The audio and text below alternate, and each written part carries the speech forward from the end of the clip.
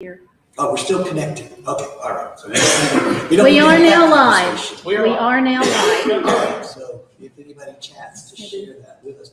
Okay, so I'm Jody, and I am now, I guess, a missionary from Holston Conference to Willow United Methodist Church in Willow, Alaska. And my spousal unit, the Reverend Christina Dalexoka, was the pastor at Willow United Methodist Church until she was demoted to the conference superintendent position of the Alaska Conference.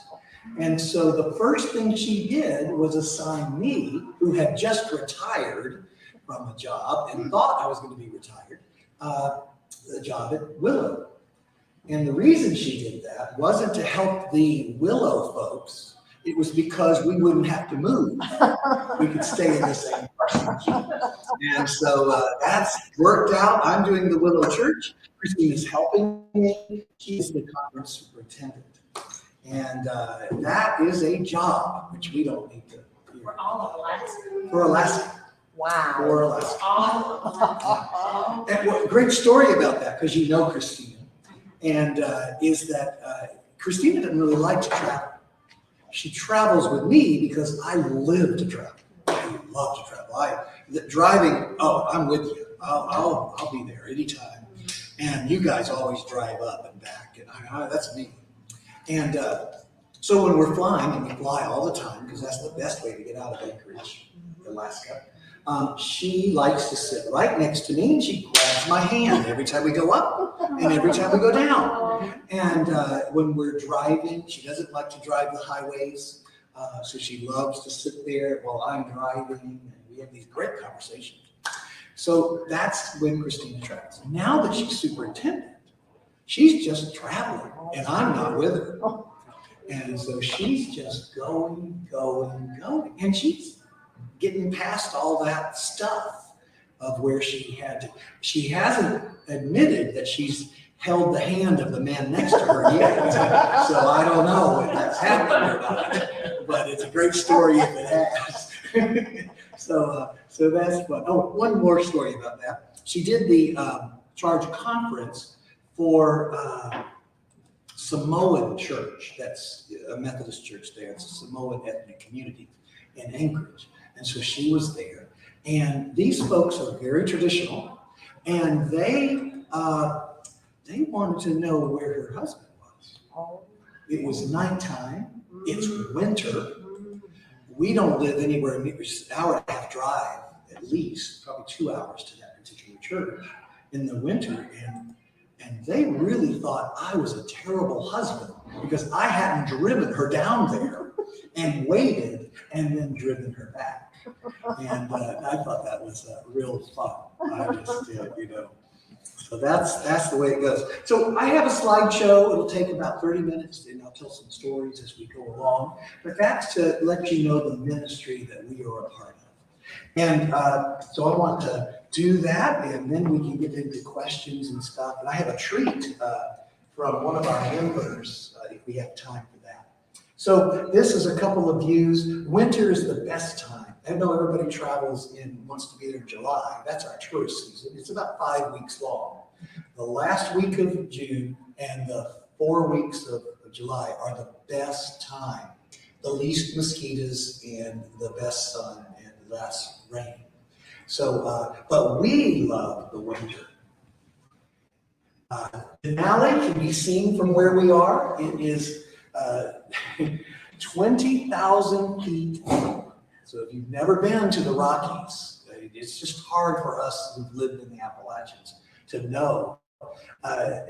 Klingman's Dome is 7,000 feet if you round up. And so 20,300 feet.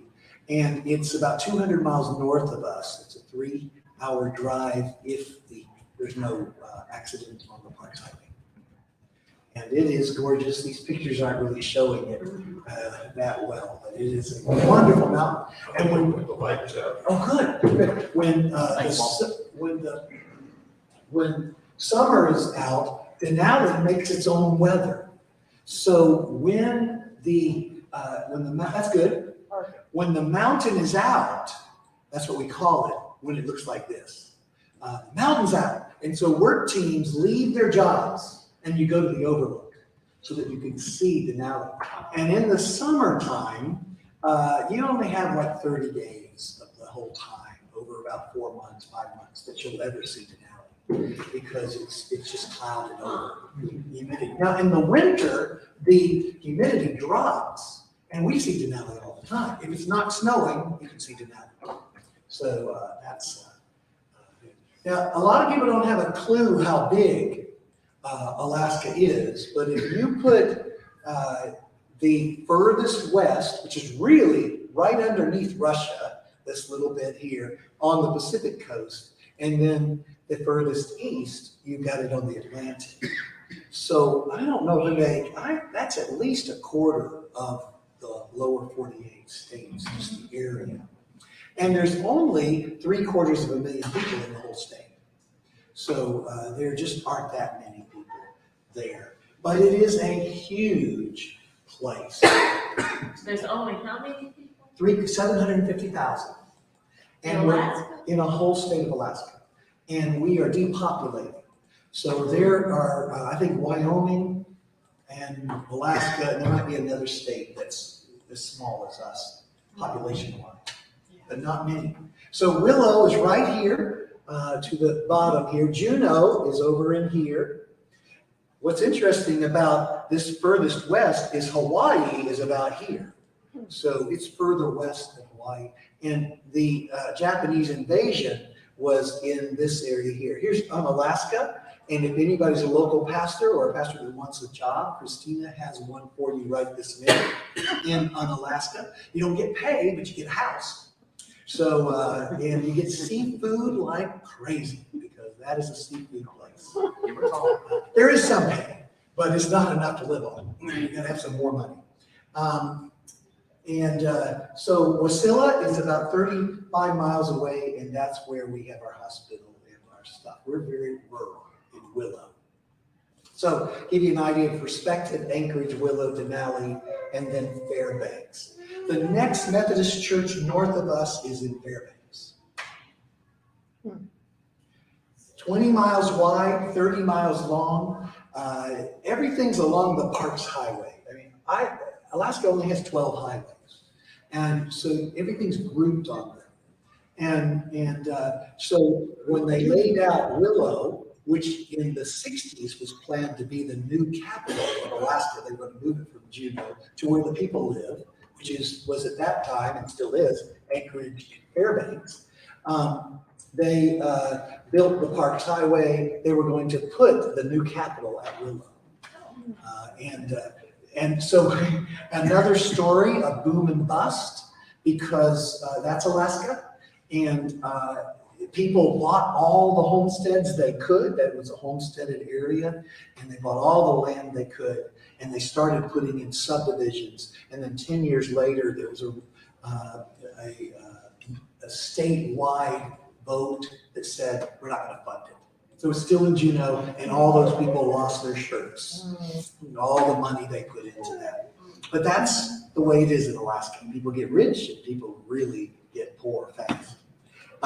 But 600 square miles is Willow's area. Knoxville is 104 square miles. So just give you an idea of how big our little area is. We have many more moose and bear and dogs than you do people. These are our businesses. We have a hardware store. We have a clinic, post office. We have a wonderful art gallery. And we have gas stations. And, this is an Alaska coffee shop. They're drive-throughs. You don't get to sit there. They do have a table out back, and in July you might want to use it. But they're all over. Every road has somebody's private, it's entrepreneurship. There's no chains. They just buy this little piece, they pay rent for the ground, gravel it, and they've got a coffee shop, and they sell it, and I hope they're making a living. And then we have community churches. We have The Rock, which is preaching station for a larger mega church out of Wasilla, and that's their little preaching station. We have the First Baptist Church, which is Southern Baptist affiliated. We have the Latter-day Saints, which is our mega church. They have 200 families, and then they split. And since we've been there, they're now starting their second split. When they get to 200 families, they have to split their areas. And you're there by geography. And so they are growing very well. The Latter-day Saints take care of their people. They are amazing at how, if you're in trouble, you are cared for. Maybe a little bit like the old Wesleyan groups, Sunday school class kind of things. We could learn a lot there. There's some things they do that is not Methodist, because they'll tell you how to live, and we don't tell people how to live. That's just not what we do. We're not your moral beliefs. And then here's the Catholic Church, which is about our size, and we work with a lot. Winter ice fishing. We got trout, lake trout, and right now it's a wonderful. If you'll go on to Christina Dowling Soka's Facebook page, you will see that people are posting tons of pictures. They are really vivid this winter, the most they've been since we've been there.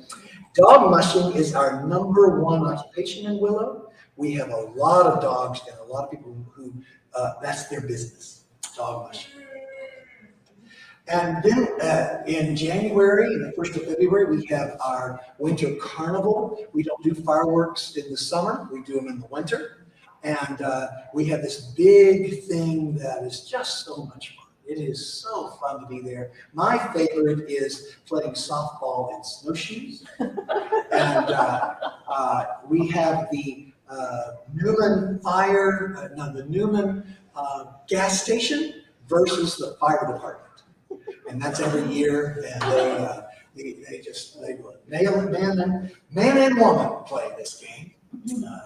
Then we have the Iditarod. It starts in Willow. They'll tell you it starts in Knoxville. It does not. They just do a celebration down there. They get drunk, is what they do. And they bring in fake snow, and they put it on the road, and they go 2 blocks with their dogs. And then they load them up and take them to Willow to start the Iditarod. 1,000 miles to Nome. 1,000 miles to Nome. That is an amazing adventure. And they are amazing. 33 teams left yesterday. What day is today? Thursday. Thursday, the second. No, it might be they're leaving this Sunday. It was either last Sunday or this Sunday coming up. But it's 33 teams. We have an elementary school, and our junior high and high school, we have north and south of us, 30 miles, and each family decides which way they want to send their kids. The Valley School is north, and it's very small, and then the big school, Houston, is south of us near in Wasilla. And but this year, we usually have 5 feet of snow for the whole winter. This year, we had 7 feet when I left 3 weeks ago, and it's already almost 9 feet. And we've got leaves coming down. That's very unusual. And at this moment, I'm expecting we may have as much as 12 feet by the time we go to break up. How long will this snow? Well, that's global warming is really a problem in the Arctic. The Arctic feels it quicker than anywhere else. And what we are this year is La Nina, the girl, and so the weather pattern has changed. And what the model is for the Arctic when the La Nina is that we have more precipitation in the shoulder seasons, November and December, and March and April than normal. And we have warmer winters. So it's so we're getting precipitation before, we had 5 feet of snow by Christmas Eve. And then we've had another, almost 4 feet in winter. Now that's normal in winter. We don't know what we're going to get in March and April. If it's 2 degrees warmer, if it's 2 degrees colder, it will be snow. The problem with if it turns to rain is once you have all this snow, we have enough ice that, the ice in the lakes drive on it. It's 18 inches, 3 feet, depending on where and how cold we've had, thick. And so when it starts to rain, the rivers are frozen. So it's ice lands. So the flooding is really tough. Breakup is a hard time for the RV. But so we don't know what we're going to get. We just don't know. This is back into the church, and you can just get a nice view of who we are. Two different views of the same church. July and winter, some point in the winter. The inside, there's Christina preaching, and it looks like a communion Sunday where we lit candles, maybe a memorial Sunday, or All Saints Day, maybe. We love our children. We don't have very many, but we do love them. And this is one of my favorite pictures. They didn't have as much snow this year, but look at the outfit, and they're hunting Easter eggs in the snow. I mean, in Florida, that was appropriate on Easter Sunday, but none in Alaska. I'm sorry. It's hard for me. But I grew up in Florida, so that's why I don't understand. Blessing of the Animals Service. Fran Lynch. Does anybody, you would know Fran Lynch. Yeah. Fran Lynch is a deaconess of the United Methodist Women, who not called that any longer. But she is a deaconess. She was hired by the Board of Global Ministry, and she was there in Willow for 23 years. And she started the food pantry. She's really responsible for this church and the way it is out in the world. So the Board of Global Ministry paid her, and they were paid by the advance of the churches in Holston and other churches. And they then paid her salary and her expenses. They owned the food pantry. But what's happened is she retired in 2017 when Christina and I came. Now the United Methodist Church owns the food pantry legally, and the community is part of the board of directors. We actually physically own it. And this is her home. We put Christina and I are in front of her home, overlooking the lake. She's retired. She and JD live there. And here she is in the food pantry. They shop there. And she's just a fabulous person. She's still with us. She still preaches and leads things all of the time. One of the things that's happened in the food pantry, Willow and Houston are our communities. Before the COVID, we were serving 15% of the community. We're now serving 27%. This is a poor area. We have wealthy people like Fran and who are on the lakes, and they bought into those subdivisions, if you will, call them a subdivision. But there are many more people who are isolated and are what we call asset rich. They may have pumped every penny they could put together into this property and built their cabin, which might be 8 by 12, and they are working all the time, trying to just make a living. But a lot of people have come up with this idealistic understanding that they are going to be frontiers people, prairie home in the frontier, and they have to have help. And so your gift of socks from Mountain City is a part of what we do at Christmas time.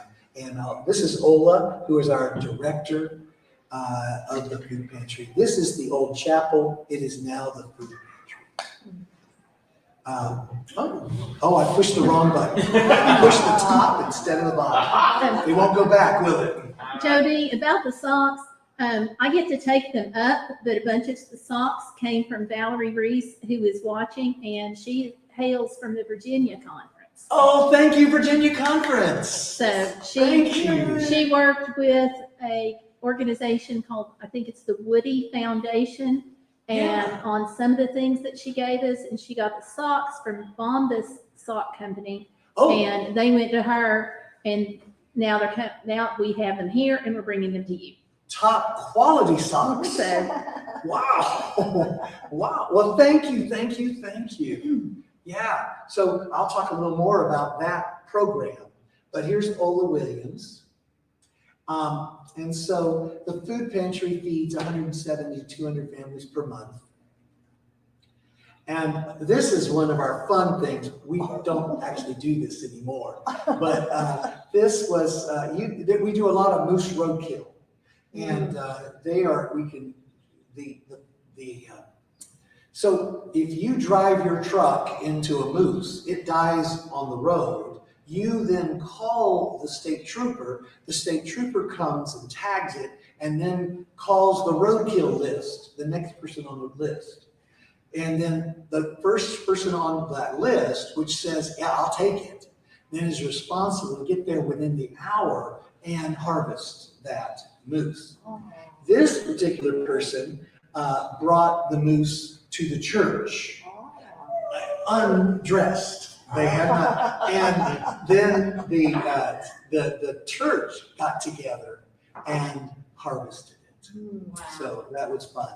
And we could still do that. What we can't do is distribute the food in the food pantry any longer because it was not considered. Okay, housing is substandard for many people. This is a nice little cabin, but it's not tight, it's not insulated well.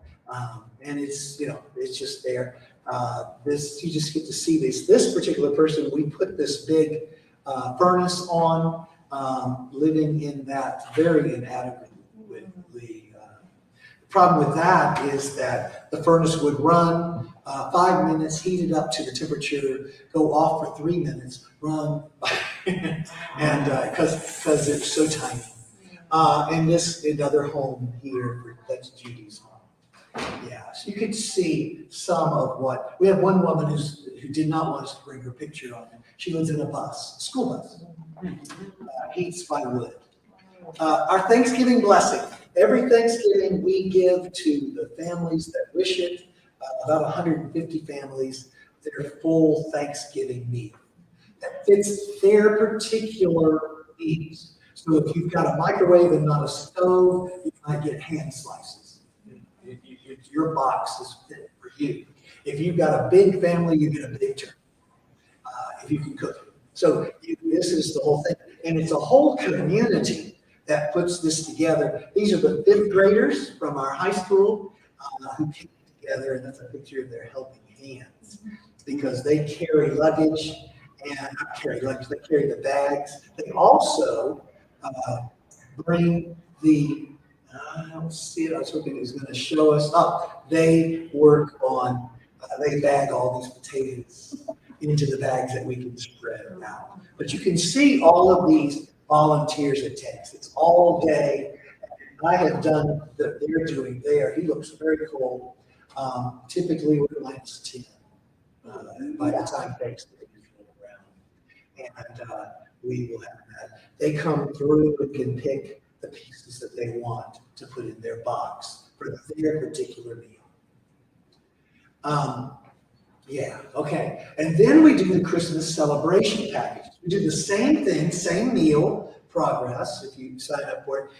But then we give some warming things, brand new stuff, not used. We do have a store that is a reuse store, and people use that. We often give them stuff so that they can sell it or give it away. They're very generous. And but here you see that we have, and so stuff. And this is where the socks will be come Christmas time. So people come through and are able, and we had one group that gave us lots of stuffed animals one year, and that was attached to each of those stories. And we're connect with the Lions Club, which is a very generous part of our community. And if a family signs up for their children for a toy, they then provide that toy for that family. Summer library feeding programs, another thing that we're involved in, the community food pantry. And our kids are isolated. So they might live 30 miles from the church, and they might be the only kids on the street. and know that the next house could be quite a ways away. And so when that band comes, they're there, and they want to stay and talk for a long time. And so it's a big part of that program. They also come on Thursdays in the summer, and we feed the whole family that comes, anyone who comes to that meal. That's associated with children, grandmothers, grandfathers, however. And that's in the community center. We provide for that. We also have the firewood ministry. Last year, our work team was coming from Oklahoma City. They pulled out at the last minute and were unable to come. And so therefore, some of us old folks got together and cut the wood, split the wood, and stacked it in our wood sheds. The idea is that one wood shed was done last summer, and then we emptied the cured wood shed. And so this summer we filled that one, and that's what they're doing. We usually actually break into the next one. We don't usually have enough in one shed for the winter. It just depends on what's happening.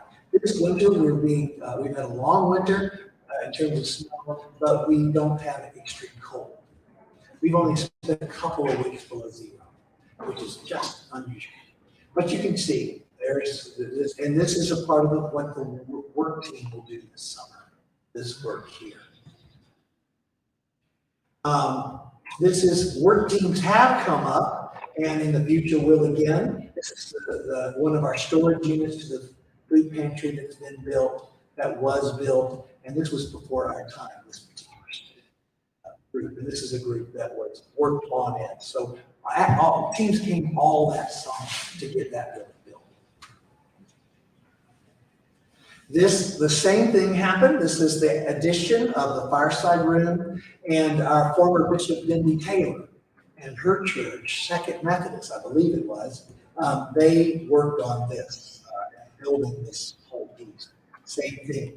This particular church came from Giles County, Virginia, 2 summers ago, and they built this shed for equipment for the food pantry's equipment shed.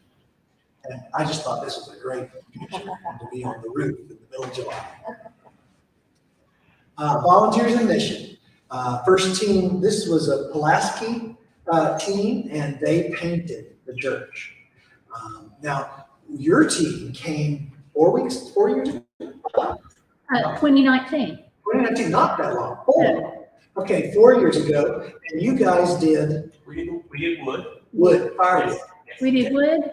We did food pantry. You had a truck that came. Yep, We unloaded the truck. I think a couple of us may have helped with a shower ministry. And I think somebody helped do Vacation Bible School supplies. Yeah, I mean, that's no, right. not supplies. Preparation. Prep. Yeah. Christina had people cutting out things and so on. Yeah, and then often with a team, it depends on their size, but if it's a full team of 15, which is our maximum, often groups, and I don't know what you're going to do, but we'll have 2 people who are going to do all the cooking and the shopping. That's how you would do it too. We also have somebody in the chat, my daughter, Allie Skeller Piper. She was Her on the team. nickname, and she says that that our team also helped install snow break things on the roof. Oh, yeah. I don't have that picture on here. This roof right here, Allie, the girl who worked on this really impressed me. That was Whitney. That was Whitney. Whitney, and she was on this roof. It was of course finished, and she was screwing in what we call snow brakes, and it's just a piece of metal that would hold the snow back, and all along here, and then on the other side of it. Yeah. Whitney. Hi, Whitney. Whoever sees Whitney, say hi. If we see her, we will. Okay. This is at Mark Merrill's house. He's our head construction person, and he has a house on the lake. I didn't get on that raft of his that he home built, and all these people were on, because it looked to me like they might swim. Yeah. I was not excited about that possibility. We got tried that in 2009, and The water was in the water. Yeah. Yeah, it was exciting. And our water is perpetually 36 degrees or colder, but it doesn't get warmer. Doesn't get warmer. This is our home. Christina and I, when we moved there, we didn't know if we were going to be in a log cabin. We didn't know what was happening. We got here and we thought, ooh, this is nice. And it really is. Thank you. We appreciate Did you work on that? Yeah, we did. Wow, you guys, this will be your fourth work team? I believe At Willow, it'll be our third. Third. Well, this is a wonderful house. It is now, we're in our 6th year now, 3, 6, 12. It's 13 years old. So it has been wonderful. And if you saw it right now, that light is much higher on the roof because it just sits there. And my chickens, I built a chicken hut and it's right here. So, just to add to the fun of it all. You have to clean your roof off occasionally. We don't, because Mark Merrill says he built that roof for the weight. And don't be skeptical. So far, But it's if we worked. get to 15 feet, I wonder if he'll be calling me. Yeah, because shingles, I didn't know this, before I live in Florida, who knows anything? Shingles don't shed. They melt, but it doesn't shed. But the metal roof, when it gets warm, it gets slick and it comes down. And so, anyway, I've learned this. Now you know it too. So We have a metal roof, it comes off like an athlete. it does, and people die in Alaska when it comes off. I think you'll be standing in the yard when you decide to let loose. Yeah, and don't put your truck under it in your car. Yeah, you're talking about tons of weight coming down. So these are the things that to be a mission partner. And I'll give you your certificate in a minute as your mission partner. But through the advance, you can give through, and Holston, the advance, these are the Holston numbers, but Willow UNC, which mainly pays for Christina's and my salary in this case. And allows that. The church is 30 to 50 people in Sundays, and it simply can't fund a pastor, full-time pastor. And it is expensive to live in Alaska. The food pantry, that your gift there helps to pay the salary of Ola, but it also helps buy food because we're constantly supplementing what we get to the food bank. And we also pay for what we get to the food bank, but that is by the pound, and it's much cheaper. Then there's direct gifts. If you give through the advance, we get it in 3 months. It takes that long for the archaic system to get the money to us. 1 month it gets to the system through the conference. Your church puts in the number, the conference sends it the number to the advance.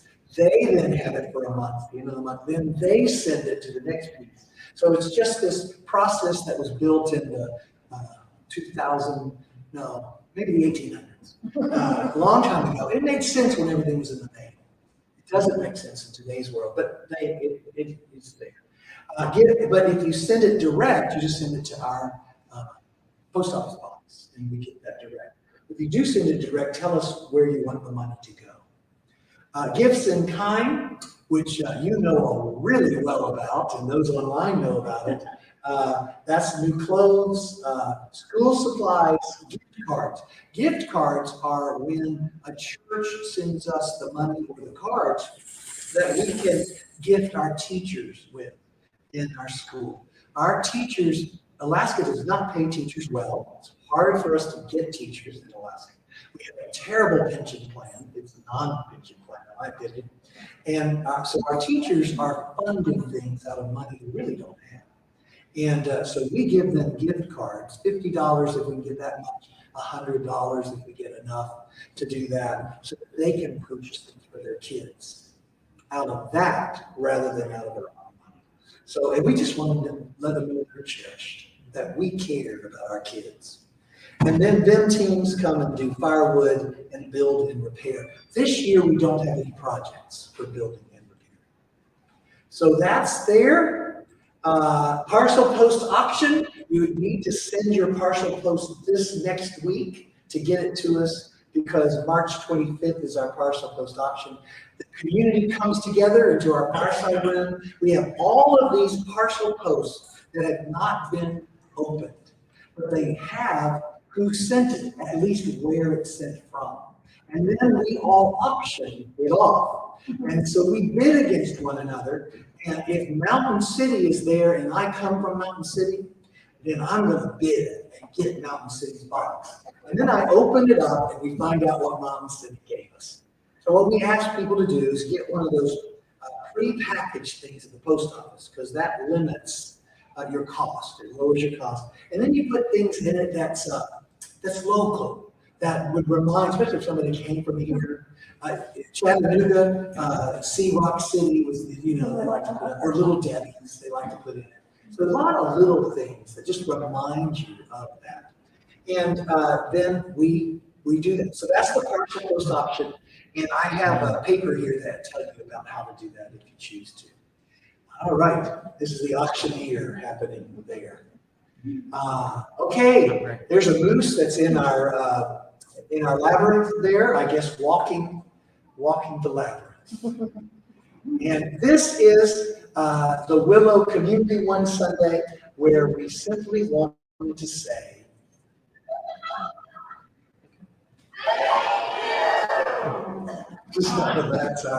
that's our folks. So if you wanted to set up, I think it's 156. Okay. All right, so any questions about that? I talked a long time, longer than I usually do, but. You were saying Alaska is depopulating. Yes. What are the reasons behind that, if you know? Yeah, Alaska's economics Okay. is extraction. So when oil doesn't go for good money, there is no money. That's the one.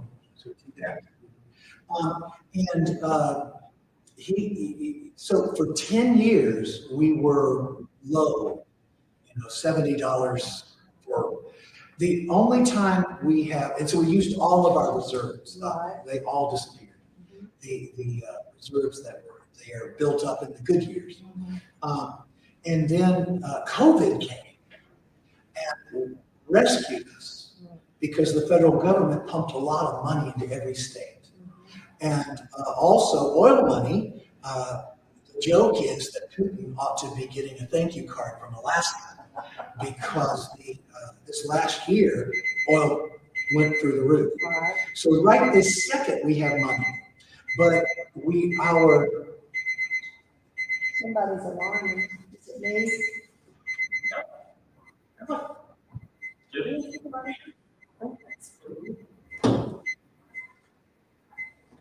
Not me. Okay, I hear it. You can answer. It sounds like my timer on my stove. Isn't that one? Oh, our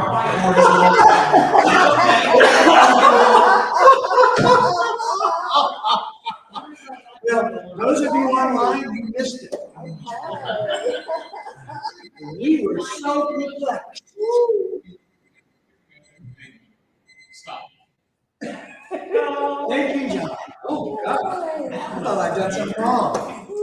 So anyway, right now, we have some money, but our legislature is afraid, well, there's arguments going on. So the schools, they have defunded in the last years, the colleges, the universities. It's the curriculums are shrunk, the number of faculty has shrunk, and our wealthy families' kids are leaving the state for education, and they're not coming home. That's a big part. Some families who came up were able to get the money to move out to get a job that'll pay them. Mhm. And the last year has been good to get a job somewhere in the United States. Sure. So people have been leaving. What's interesting is the Matsu borough, which is where we are, Wasilla is the fastest growing community in Alaska. Mm. It's 20% growth. Everything else is depopulated. And that includes Juneau, Ketchikan, and all of the tourism is ended, it's coming back, but during COVID, it was not. 23 is actually predicted to be a really good year for tourism for Alaska, but it Yes. looks like it's going to pick up a little bit more in 24. That's according to some of the projections that I've seen. And I think that's accurate. So, I think that's accurate. We're excited about that. One of their hassles is they can't get enough employees. So, yeah. What else? Any other questions? Thank you. Methodist Church. 27. 27. From Unalaska to Ketchikan is 3,000 miles. Size of the church. We have one large church, St. John, which is the size of Church Street in Knoxville. And then we have nothing bigger than our next biggest church. I'm trying to think of a good size, a little bigger than Otterline. So it's very difficult for us to maintain. And just like all of our churches in the United States, all of our mainline churches, our populations have been shrinking, but our buildings have not. And so fewer people are maintaining buildings that we don't need anymore, but we cherish. The last thing we will just get rid of our buildings. But it's harder and harder to keep it real. And we're in the same crises almost every church is in the United States. You have, usually how many churches in a church? We don't have charges There's only one. It's- because we're too far apart. We can't drive from church to church. All 27 churches. So there's 27 ministers, Yes, roughly? yes. And yes. So the distance between the churches is. Well, it depends. not feasible. Anchorage has churches closer together, but they aren't charges. Yeah. The rest of us, there was a charge in 1992. There was the Parks Road charge, which was Wasilla Christ First Church, and then 30 miles north, the Willow Church, and then another 30 miles north, the Trapper Creek Church, which we don't have anymore. It's now Lutheran. And that pastor had 60 miles with those three churches and a road that was much worse than it is now. That was, yeah. So, but those rarely, and to be honest, any church whose pastor, there are superintendents who would not agree with me, but any church whose pastor does not live in the community can't know the community. And the community can't know them. And so if we want our churches to be viable, we gotta bite the bullet and get somebody in the community. That's like when I was growing up in Round Mountain, the Baptist minister there, he was not the Baptist minister, he was the minister for Round Mountain. And he had a very strong congregation because of it. And we had a tiny little church that we brought in people. Yeah. It may still be that way. What is the predominant religion of the population in Alaska? I think it's Latter-day Saints. Okay. I don't know that. The Roman Catholic Church is very large in Wasilla, and there is a strong presence in Anchorage. I suspect that Protestant churches are bigger than that in Anchorage. There is a Lutheran presence, but one of the things about the colonization, and that's not a great word, but it's what we did in Alaska, is that we Protestants divided up the state. So the Presbyterians are in certain places, the Lutherans are in other places, the Methodists are in other places. So we're not competing because the community couldn't handle that. And so that was the mainline churches. And more recently, Baptists have moved into some of those spaces, which is good. So I don't know. I think it would be set up by the locality. The mainline, there's also Russian Orthodox in the southeast. And then there is the group, the Old Believers, which centuries ago broke off from the Russian Orthodox in Russia when the patriarch decided to become more Greek in the traditions, and they thought that was liberal. And so they broke off and they were persecuted, and there's a large group in Homer and in Scylla. I taught school with them, that's why I got to know them. And so there are many groups in Alaska. Yeah, I did notice too, when we were in Girdwood, there was a problem with the lack of acceptance toward Christians. So there's a lot of reasons for us to be in Alaska. Yes. Well, we'll put it a couple ways. It's not that different than the rest of the United States. Because I can tell you that when I have been places and somebody kind of gets to a place, you had a great conversation, and then says, well, what do you do? And I say, well, I'm a pastor. They're gone. There's no more conversation. They don't know what to talk about anymore because they have a stereotype about me. And that's true in Alaska, just like it is elsewhere. In the Bible Belt, only 20% on a Sunday morning are in church. Any faith, only 20% are in church. Only 40% are in a church, a faith place, 3 times a year. So we are talking about people who go to church anywhere we are. And that's why this whole thing that we used to do, where we were competing with other churches, we quit competing. What church you want to go to? I'll help you get there. We just start worrying about that. What do you got? Question from online, how big is your congregation? We have 35 to 55 in worship on Sundays. Walt, will you turn the lights back on, Walt? Right. Thank you. Let there be light. We're going to turn them back off just to the end, but we quit it. Whenever you're done. Okay, so let's talk another 10 minutes, and then I want to show one little blurb to you, and we can. What's the makeup of the congregation? Our congregation is mostly retirees who have moved out to the lakes. The Adirondacks, has anybody ever been north of the Adirondacks where the glaciers created the land of 1,000,000 lakes or 1,000 lakes? That's us. It's all glacier made, and there are lakes every few feet. And that's where the retirees go in and build their homes on the lakes. In the winter, that is your path because it's all ice. And you can drive on it, you can get on it, your snow machines. In the summer, you don't walk anywhere except on a road, and then you're going around lakes. But in the winter, you can go right across. And so it's really wonderful. We also have folks who are at the who work and volunteer, but they also receive from food pantry.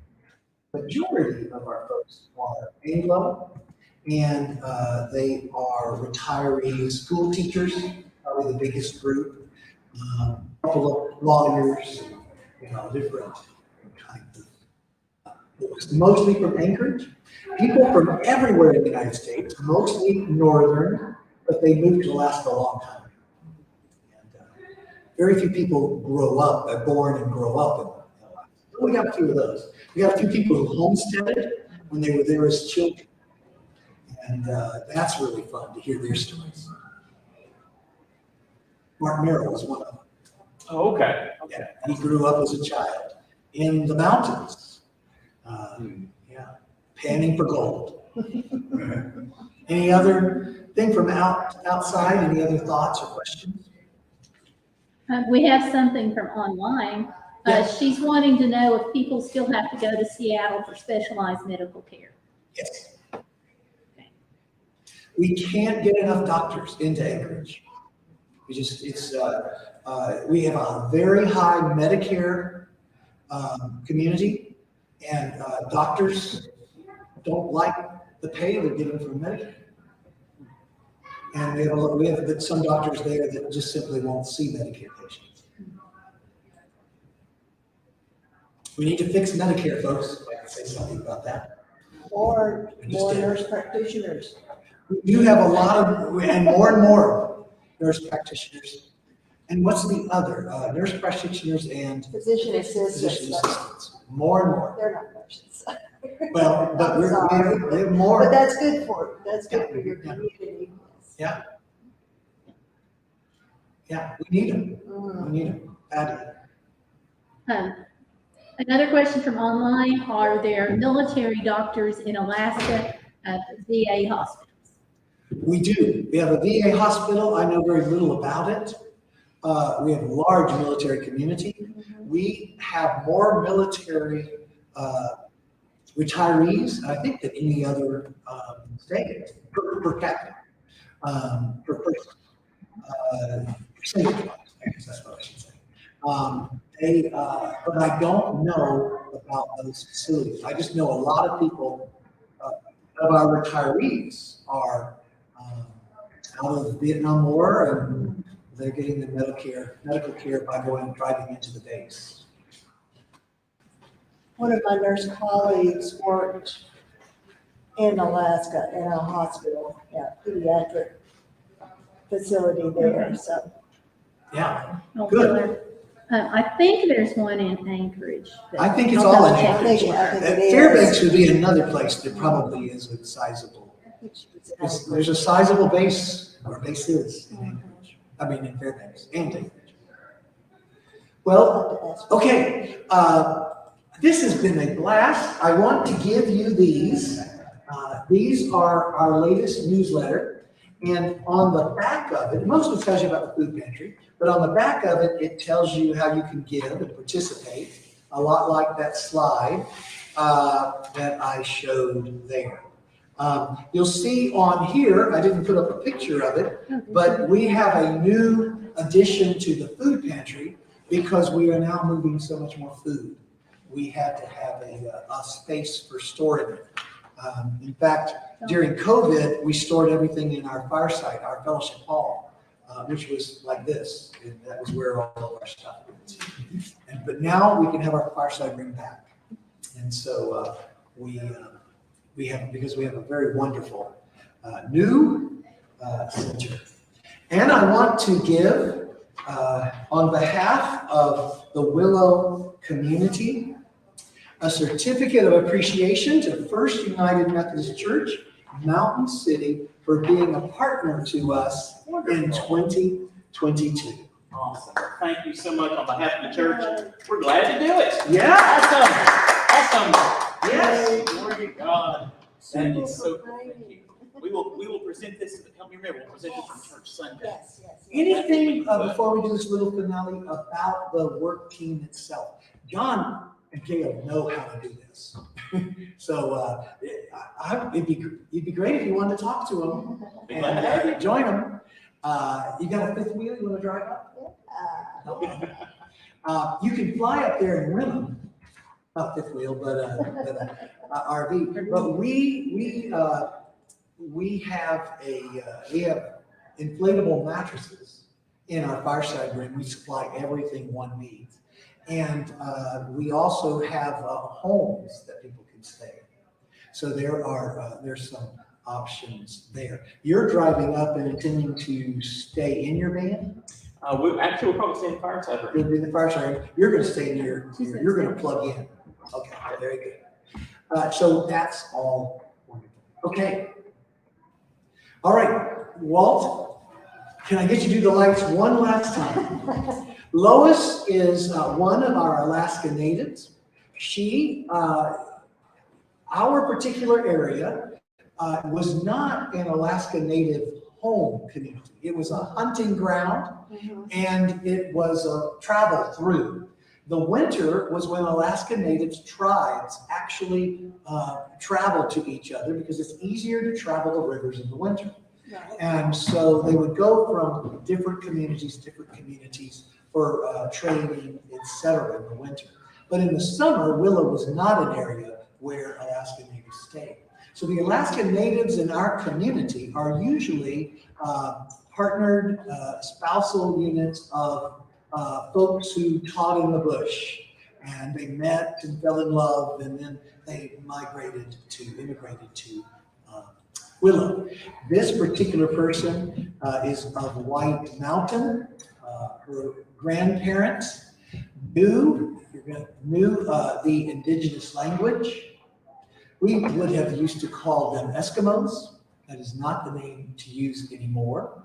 But she does not know the language because in our colonization, we decided for them it would be best if they were taken out of their families, put into colonization schools and taught English. And so 2 generations, her parents and then herself, did not learn the language. But she heard the language sitting on her grandmother and grandfather's knees. So I asked her if she would do something for us so that I could bring this to you. And she came up with this, and I just want you to see it.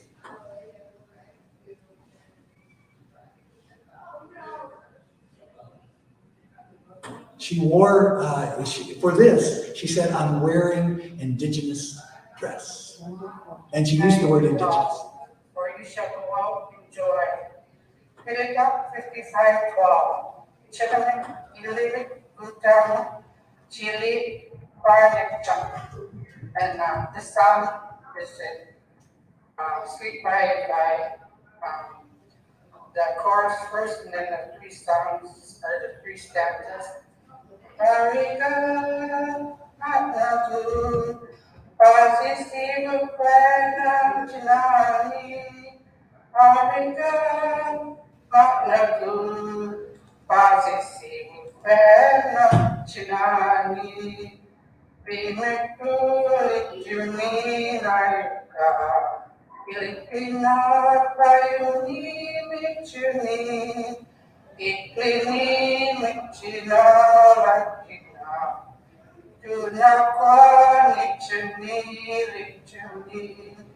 Harika, Mataku, Basisivu Kwenam Chinani, Harika, Mataku, Basisivu Kwenam Chinani, Matuka Tumani Iklini Kwenam Chuni, Nina Charlie Juni Kwanati, Aluna Michuni Kwanatu, Ariga, Mataku, Basisivu Kwenam Chinani, Ariga, Mataku, Basisivu Kwenam Chinani, Nilatu Apunani Kwai, Mpati Inipuni Kwayatu, Talachu Macheti Rayuku, Ilkiti Manaku Nayuki. In the sweet by and by, we shall meet on that beautiful shore.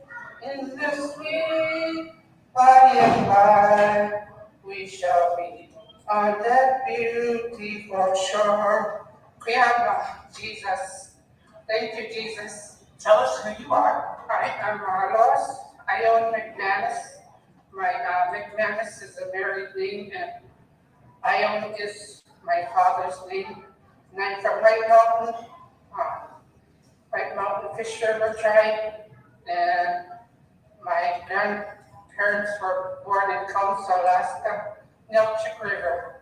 So I'm half there because I was born halfway between Big Mountain and Council. Thank you, Lois, for sharing. Thank you very much. Okay. That's awesome. Wow. Isn't she something? Yes. Absolutely. Sign her up for choir. Wow. Awesome. That was so cool. Lois is a saint, Mm. in my opinion. Prayers for Lois.